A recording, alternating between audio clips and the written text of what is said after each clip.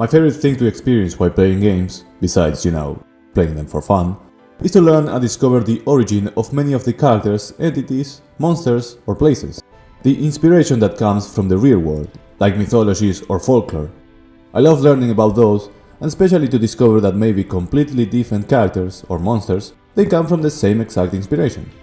When I first started making Final Fantasy videos, it was to highlight the self-references that each game makes to the series as a whole. But also, I deeply love to notice different real-life inspirations, such as the mythology that something is based on, like the origin of Bahamut, for example. My personal favorite reference to find in any sort of media, for some reason, is the one known as the Four Symbols, which are the four sacred beasts or gods from Chinese constellation and mythology. So to celebrate along the release of the latest Black Myth Wukong, an action RPG game based purely in Chinese mythology, I want to do a recap of some of these same inspirations in Final Fantasy. Oh, and I always forget to say this, but if you can like the video and subscribe to support the channel, I really appreciate it. Thank you!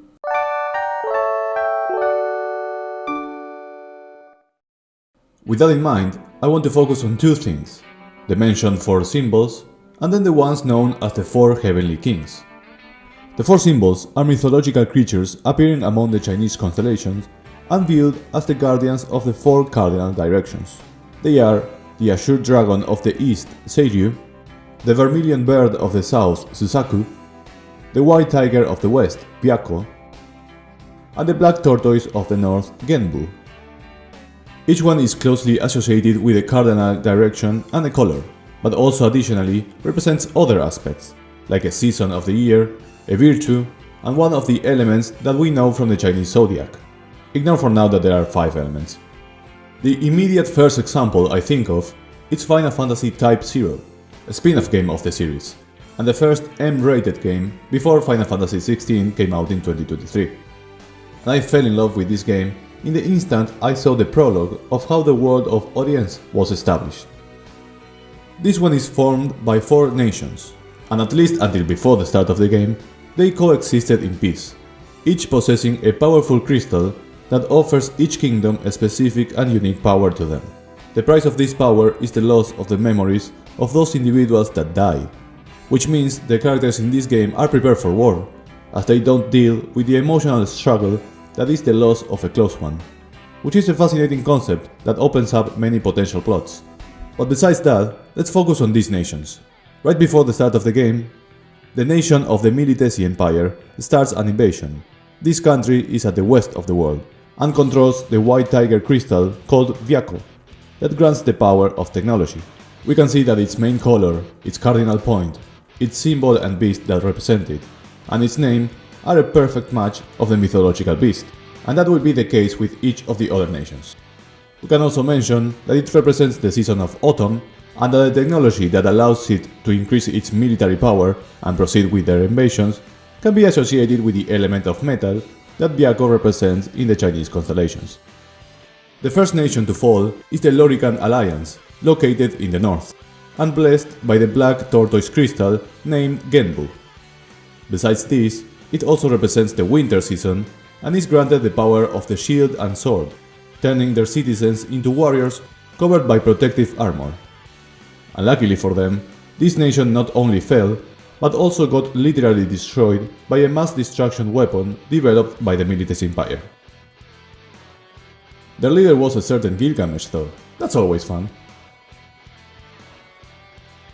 We, the player, belong to the crystal nation of Rubrum, protected by the Vermilion Bird of the South Crystal, Suzaku. The game starts with Byakko invasion to our home and capital, Academia. The crystal Suzaku grants the power of magic, and we get to control the elite students from Class 0, able to use magic even when the technology that the Empire uses prevents the other citizens to use it, so we can start our counter-offensive in this war. The last nation is the matriarchal nation that holds the Azure Dragon Crystal, SaGa, the Kingdom of Concordia. Matching its name, the crystal brings the power of the dragon, being able to communicate with them, including a colossal Lucy one. So while they do live in peace, they have enough military power with the aid of this beast. Therefore, The four symbols and what they mostly represent in Chinese mythology and constellations are shown here in this world, as the nations and their crystals that experience a story filled with drama and conflict and so many cool concepts like the one mentioned about forgetting the memories of the dead. And I swear, I have to forcefully stop myself from talking about Type 0 too much because I could go on forever. You can tell finding these four beasts that represent the four symbols is my favorite reference of all time, because I've talked about this in my second video ever, where I talk about Final Fantasy references in Final Fantasy XII, which means I talk about it when it was irrelevant to the topic. But I needed to say it, so here I am once again, speaking of the Mark Hunt from that game called Hunt 44, God or Devil. Final Fantasy XII is quite special and enjoyable when it's about special hunts that you can go and, well, hunt. And they can get very challenging with the last ones. One of these is called the Shadow Seer, but this poster already is hinting at something specific. Despite the main enemy being a ghost-like figure, once we get to the location of the fight, we'll experience that it has indeed 4 different phases with 4 different creatures to fight. While the names and maybe some designs have some liberties, these are clearly to represent the Xishan, or the 4 Chinese mythical beasts. Representing Genbu, the black tortoise of the north, we have the enemy Pandemonium, which is an alternative shadowy color of the turtle-like enemy in the game, said to be from the north. Representing Seiryu, the Azure dragon of the east, there's the monster called Slit, known as the blue worm from the continent of the east. Representing Byakko, the white tiger of the west, we have Fenrir, with the future that is a 2-legged tiger-like warrior from the west mountains. And finally, representing Suzaku, the vermilion bird of the south, there's Phoenix, the legendary avian said to have been tasked with the protection of the southern lands by the gods themselves. Which, by the way, a vermilion bird associated with the fire sounds very much like a phoenix, but no, these are 2 different creatures in mythology, but can be mixed together in fiction, as they use them as inspiration, of course. In this game in particular, they took some enemies that already existed and put them as the representation of the Chinese beast with the appropriate color, so they fit the role. Final Fantasy XIV is probably the biggest game of the franchise, so you'll find anything in there. And in the expansion Stormblood, we have a group of 4 deities called the Four Lords, or 4 Sacred Beasts. Plot-wise, something that Final Fantasy XIV did, which I find very cute, is that they turned Genbu, the black tortoise, into the spiritual leader of the group, giving it the old and wise master type of role, making use of his turtle longevity, as he watches over the seal that him and the others have placed to stop a menace in the past, along their master. With Genbu's suggestion, the Warrior of Light agrees in challenging and defeating Byakko, Suzaku and Seiryu in order to purge them of the Aramitama that has begun to corrupt them. So we have the task to combat the primal form of each of the lords to calm their rage and restore them to their peaceful form. In the level 70 trial called the Jade Stoa, the Warrior of Light has to confront the White Tiger Byakko. During it, memories of his young life overcome the tiger and turned him into his rage form. His original form is a white tiger with blue stripes and bright yellow eyes, but he can transform into a muscular humanoid form with the likeness of his tiger aspects being on his right arm. We are going to see these 4 beasts in the usual form we know from mythology, but also the more unique forms from this game in particular. At the trial Hell's Skier, we get to fight Suzaku, who, while likened to the Firebird of legend, a being said to give immortality, she can take the form of a human lady to fight, consumed with grief of seeing her master die in the past. After the fight, she realizes that she will protect those for whom her master died in his memory, and thanks the Warrior of Light for it. And finally, once the other lords are defeated, we have Seiryu, that reveals to us that he will succumb to his Aramitama to defeat the past menace called Koryu once and for all, acting as a boss at the trial the Wreath of Snakes. In his original form, Seiryu resembled a giant blue-eyed snake with golden brows. In battle, he assumed the shape of an elephant-like form with light blue skin, and his lower body was that of a blue twin-headed serpent with dragon-like limbs and golden fur. It is a nice twist from the usual depiction of the beast. Oh, and in the plot, these are all linked to their master, a samurai character called Tensen, which is an allusion to one of the main characters in the latest expansion of Final Fantasy XI.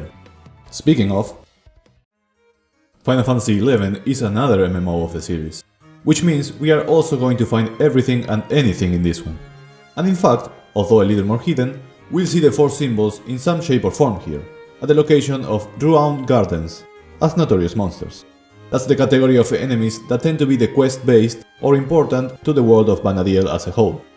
So the four floating islands around the gardens are each protected by the divine guardian of a cardinal point, collectively known as the Xixiang, and you can challenge them to get access to each. As you could guess, we have Genbu of the north, a black tortoise that will remind you of traditional adamantoises, Suzaku of the south, shown as a big red bird, which you kinda can associate with cockatrices, as they seem to handle themselves on ground pretty well, Seiryu of the east, which will be an imposing dragon with its azure coloration, contrary to the more traditional looking Chinese dragons, and Byakko of the west, shown as a fairly traditional white tiger, and hey, you can also have it as a mount. In summary, nothing is chosen at random in these games. Did you know that the four iconic holy beasts of Chinese mythology made their way into Final Fantasy VII Rebirth in the most obscure way? Probably not, so now let me show you what I don't like from localization. And it's the most insignificant thing that doesn't matter at all, but I will still mention it because I am petty. While playing the Protorelic missions in Gongaga in Spanish, which is about finding Shinra bases where the Turks used to train, I discovered the name of the locations, who were translated literally from Japanese, and these are their names. The first base will have its code name Suzaku at the south. Completing the fight will unlock the nest facility with the code name Seiryu, which is as east as it can be in this region. The third one will be Byakko, located strangely at the north. And the final one will have the name Genbu, located strangely in the west. I don't really have a reason for the cardinal points being a little bit messed up, with Byakko of the west and Genbu of the north mixed up. While the English version will show you two letters. If it's the white tiger Byakko, they'll show WT instead, etc. Localization is usually fine and of course needed, but what was the reason to change some cool as heck sounding names based on mythology to represent four different places in the region to obscure abbreviations of the official names of the animals that you will never notice? What is the logic behind that? To hide our kids from the true names of the Chinese beast? Just like we have to hide them from the onigiri despite being on screen? I don't know, but it was cute to find out.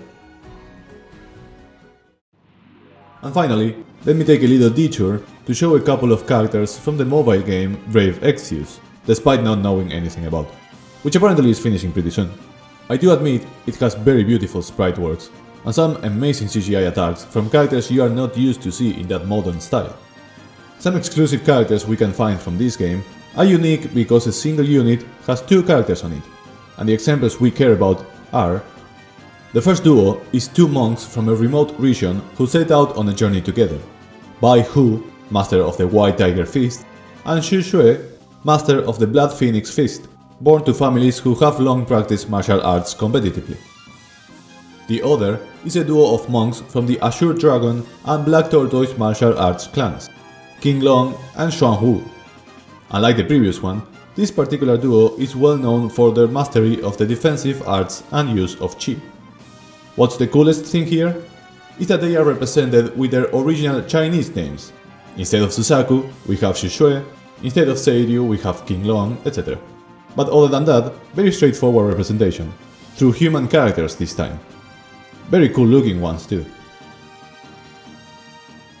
Now, this is a cute one, because both topics I decided to include today will merge in one here. We are talking about the Final Fantasy Legend, a game for the Game Boy that is technically a SaGa game, but let's ignore that part for now. Here we have the classic, four big bad creatures that work for Ashura, the main enemy, and through him, the creator. As expected, the names of these four creatures are the ones from the four mythical beasts, but it's not only in their naming conventions, they also guard or seek a sphere of their associated mythological color. Genbu, Black Tortoise of the North, who has sundered the statue of a hero to guard the Black Sphere. Seiryu, Azure Dragon of the East, who hold half of the Blue Sphere. Byakko, White Tiger of the West, who searches for the White Sphere, and Tsu Saku, Vermilion Bird of the South, who guards the Red Sphere. Okay, so what is the cute part? It's that besides that, as a group of 4 with a similar objective working together, they have a name for their group. And this is basically the Four Fiends, a name that would be very familiar to you if you played Final Fantasy I, Final Fantasy IV, or maybe Final Fantasy IX for example. The Japanese term to refer to these groups of 4 is Shitennō, and is commonly translated in English as the Four Heavenly Kings, another term and concept inspired in Chinese folklore, originated from Buddhism, as they are considered 4 gods or devas. Probably their more accurate representation, we can see it in Wukong, but it is a term that we will see everywhere in media without even realizing because of these translations. Street Fighter? There they are. Mega Man Zero? That's the 4 Guardians. The Elite Four from Pokémon? Yep, all of them 4 Heavenly Kings. As you may have noticed, the translation might not be accurate to represent these groups, except that they are 4. So I leave you a fantastic article about the localization of the term Shitennō in the description below. In Final Fantasy, Shitennō will be translated mostly as the Four Fiends, the iconic set of elemental monsters that serve chaos and are everything but heavenly. So we are going to see in many games the representation of the 4 Heavenly Kings as 4 elemental fiends to destroy, working for the main antagonist. To do a recap, some of these will be the OGs that were simply dungeon bosses guarding each crystal in Final Fantasy I, following the orders of Garland or Chaos. These were the Earth Fiend, the Undead Lich, Marilith, the fire demon half serpent half woman with 6 arms and hair similar to Medusa, the water demon Kraken, and the 6-headed dragon, the wind fiend Tiamat.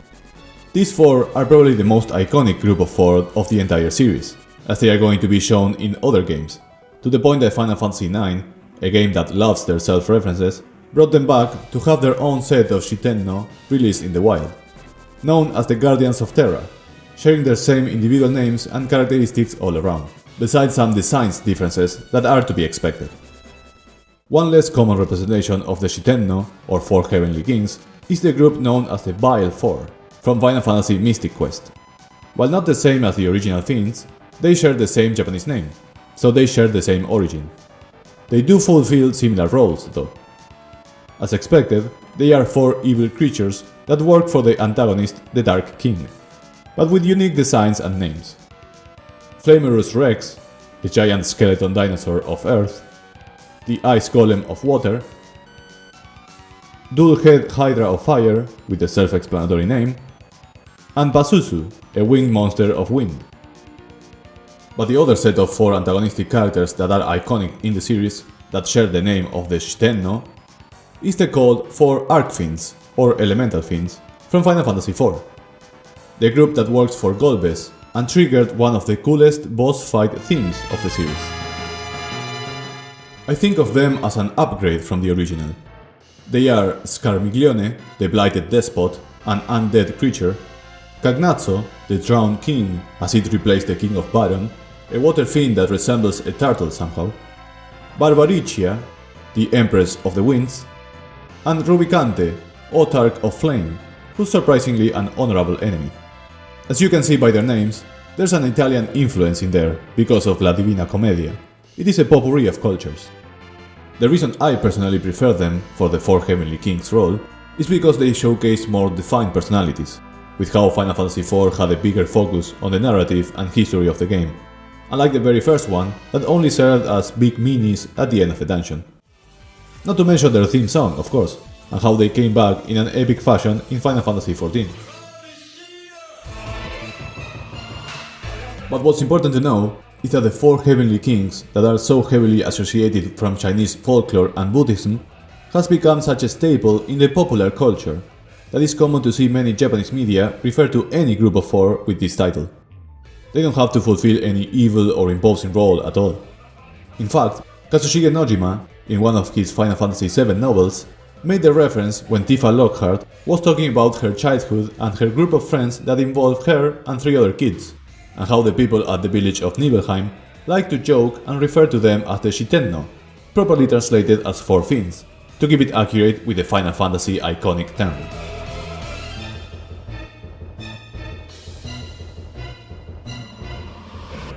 I hope you enjoyed this recap and exploring the different real-life inspirations that influence many aspects of many games. I love learning about them, so I wanted to share some of them for now. Thank you very much for watching, enjoy some Final Fantasy, and I'll see you later. Love you!